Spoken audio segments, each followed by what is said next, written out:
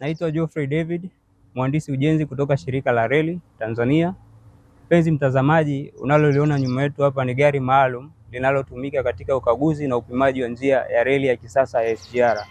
Gari hili limefungwa mfumo maalum ama mtambo maalum unaotumia teknolojia ya laser katika upimaji wa njia.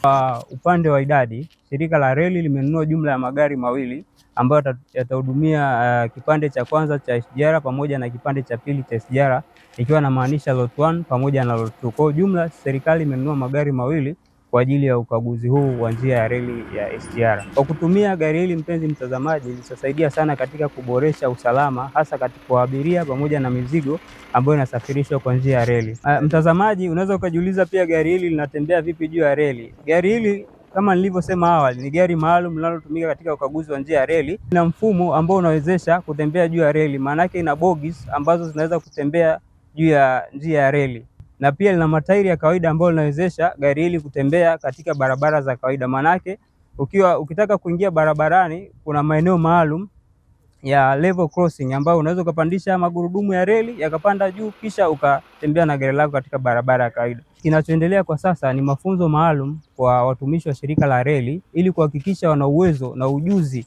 mahususi katika kutumia mtambo huu kwenye kufanya ukaguzi wa njia ya reli. Mimi kwa majina naitwa Manyama Mazula Masami. Mimi ni mkaguzi wa njia ya reli makao makuu. Tumefanikiwa kupata gari ya ukaguzi wa njia. Hii gari imefungwa mtambo maalum kwa ajili ya kukagulia njia. Kwa hiyo njia yetu ya reli kwa maana ya SGR itakuwa inakaguliwa kwa umakini mkubwa na kupata matokeo ambayo ni mazuri, changamoto tofauti tofauti kwa ajili ya kuzifanyia kazi. Kwa majina naitwa Engineer Princess Nyakake Kabona, ni mhandisi mitambo katika shirika la reli. Kwa hiyo katika upokezi wa magari yetu haya tumefanya ukaguzi wa mitambo na kuhakikisha magari yetu yako sawa kwa kufanya baadhi ya ukaguzi. Kwa mfano brake system, tumefanya suspension system, tumefanya hydraulic system.